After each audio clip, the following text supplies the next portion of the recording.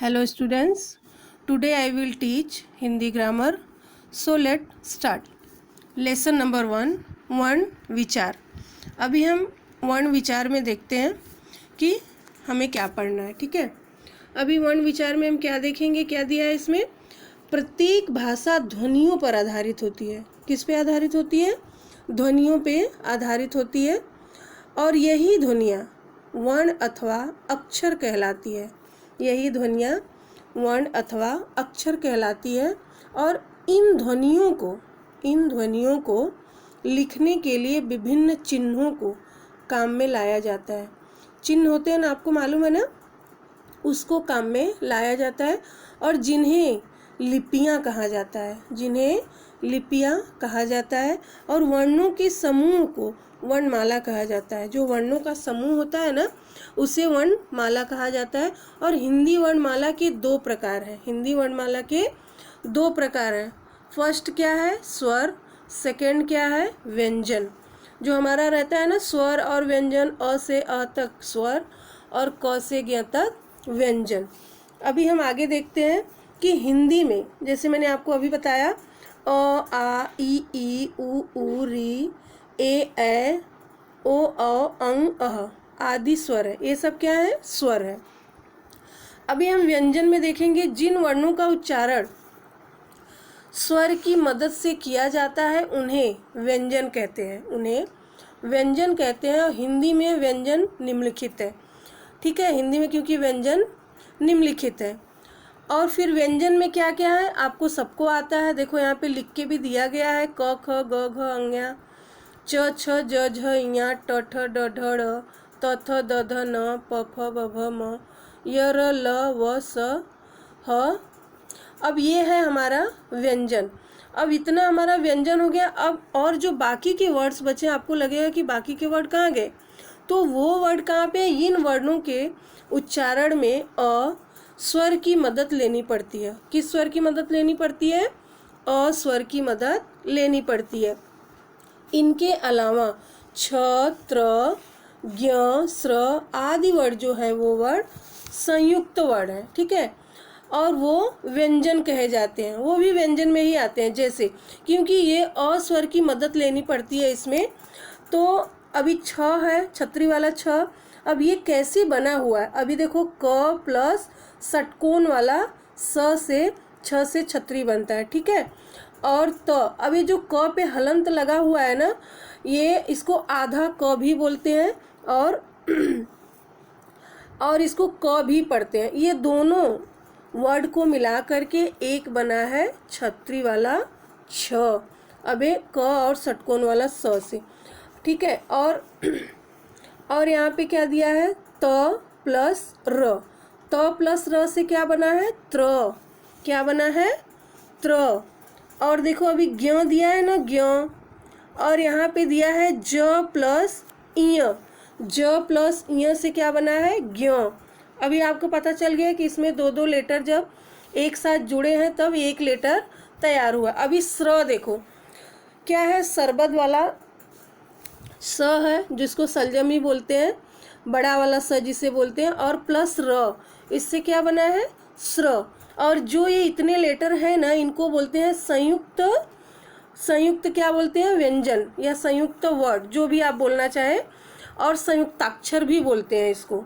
ठीक है, अब वर्णों के मेल से शब्दों का निर्माण होता है. ठीक है, किसके मेल से होता है? वर्णों के मेल से शब्दों का निर्माण. अब देखो, वो शब्दों को भी व्यंजन कहे जाते हैं. जैसे अभी मैंने आपको बताया ये सब कि कैसे कैसे होता है. ये जुड़ करके दो अक्षरों को जोड़ करके एक अक्षर तैयार होता है.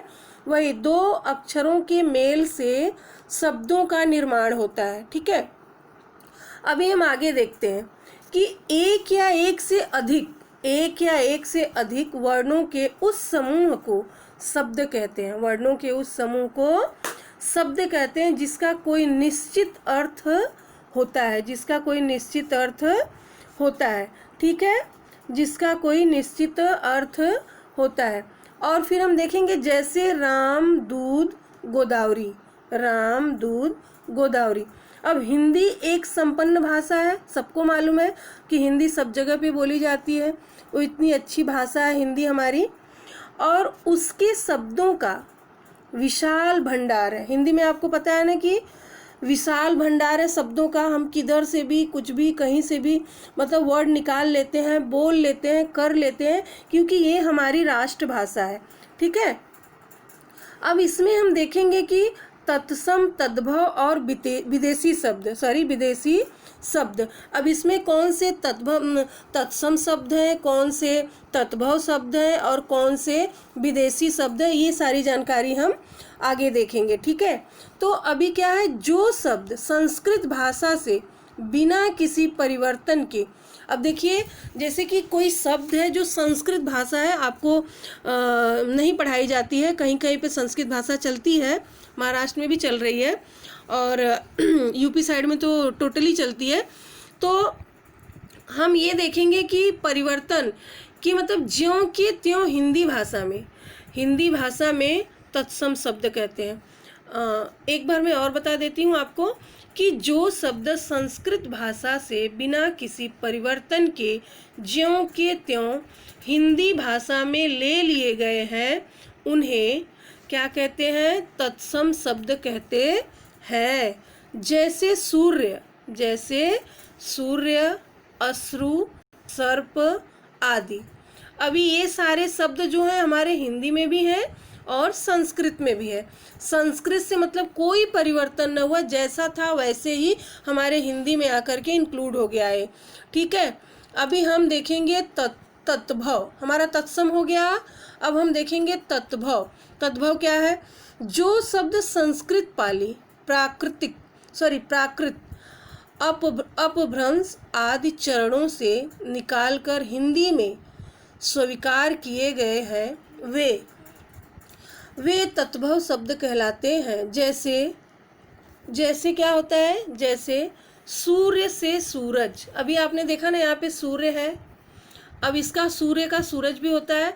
अश्रु से आंसू और सर्प से सांप। ये इतना आपको समझ में आ गया होगा, आई होप। और हम इसके आगे देखते हैं इसके रूप क्या है। तत्सम क्या है, अग्नि। तो तत्भव क्या है, आग। तत्सम है अंधकार और तत्भव है अंधेरा। मतलब एक ही वर्ड का दूसरा जो अर्थ होता है ना, वो ऐसा होता है।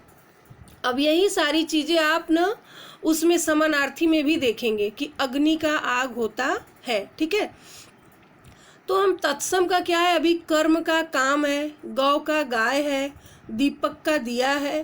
तो ये सारी चीज़ें इसमें दी गई है। ठीक है, और अच्छे से अगर आप लोग रीड करेंगे तो आपको समझ आ जाएगा, और वीडियो को ध्यान से सुनेंगे तो आपको आएगा। ठीक है, अभी यहाँ पे भी देखिए तत्सम का क्या दिया, आश्चर्य। तद्भव है अचरज। दोनों का मतलब एक ही है, उज्ज्वल, उजला, कोकिल, कोयल, चंद्र, चांद, दुर्बल, दुबला। ये है हमारा तत्सम और तत्भव। अब हम नेक्स्ट देखते हैं नेक्स्ट क्या है वो देखते हैं हम। अभी दिया हुआ है, देखो नैन भी वही है। अब ये है नैन, पूर्व पूरब, भिक्षा भीख, मृत्यु मौत, रात्रि रात, सत्य सच, सूर्य सूरज। अब इधर क्या दिया हुआ है, दूसरे कॉलम में, दूसरे बॉक्स में दिया है निद्रा नींद, भाग्य भाग, मयूर मोर, मुख मुंह, और क्या है वानर बंदर, सर्प सांप, स्वर्ण सोना।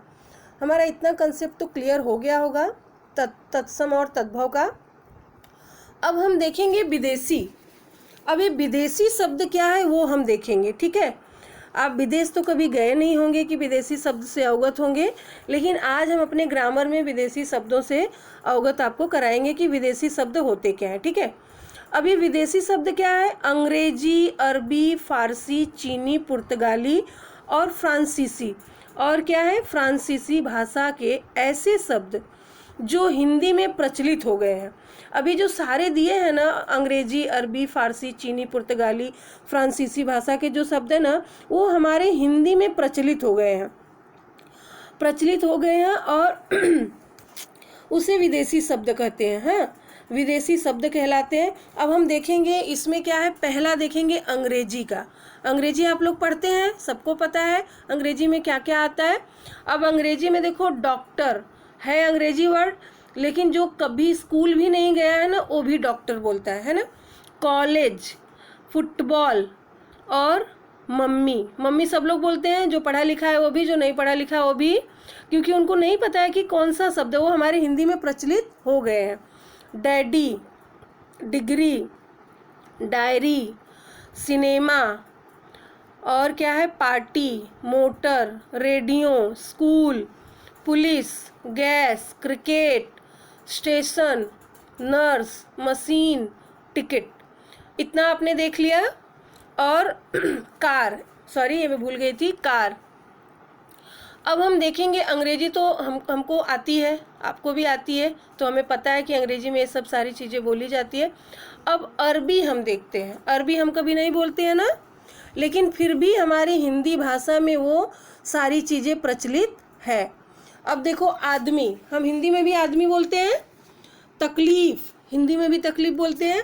ये अरबी, जो अरबी फारसी भाषा है ना, ये ज़्यादातर ये तकलीफ वाला वर्ड या और कुछ ये शब्द जो होता है ना, मोमेडियन लोग ज़्यादा यूज़ करते हैं, क्योंकि वो लोग अरबी फारसी का ज़्यादा उनको नॉलेज रहता है, और वो भाषा हमारे हिंदी में भी प्रचलित है। अब शादी हम भी एकदम नॉर्मल से बोलते हैं ना, शादी। कागज भी बोलते हैं। और देखिए, कानून, कैदी, खत, खराब और खून, गरीब, जमीन, जहाज और क्या है, धोखा, जिला, जागीर, बाजार, अखबार, आज़ाद, इंसाफ और इस्तीफ़ा। ये सारी चीज़ें हैं ना फारसी में, अरबी फारसी में। और आपको याद होगा, मैंने आपको बताया भी था, ये जो यहाँ पे लगा है ना बाजार में छोटा सा डॉट, जहाज में डॉट लगा है ना, ये कौन से हैं डॉट, मैंने आपको बताया था ग्रामर में। तो ये नुक्ता के होते हैं, ठीक है, जो पढ़ना में लगता है, ढलना में लगता है, ऐसे। तो फिर वो क्या करेंगे, अभी हम, ये हमारा अरबी और फारसी हो गया ना, तो अभी हम नेक्स्ट टॉपिक देखते हैं, पुर्तगाली शब्द। अब हम पुर्तगाली शब्द देखेंगे कि पुर्तगाली में क्या क्या है। पुर्तगाली में क्या है, अचार, आलू, कमीज, कनस्तर, है ना, ये भी हमारे हिंदी भाषा में प्रचलित है सारे वर्ड। कार्बन, गमला, गोदाम, गोभी और चाबी, मेज, बाल्टी और क्या है, पादरी, पिस्तौल, साबुन, प्याज, बटन। ये सारे वर्ड हमारे किस में प्रचलित है, हिंदी भाषा में प्रचलित है ना, हिंदी भाषा में प्रचलित है ना। अब हम देखेंगे अपना, अभी हमने लेसन को कम्प्लीटली पढ़ लिया है और समझ लिया है। अब एक्सरसाइज जो है हम नेक्स्ट वीडियो में देखते हैं। Okay, thank you.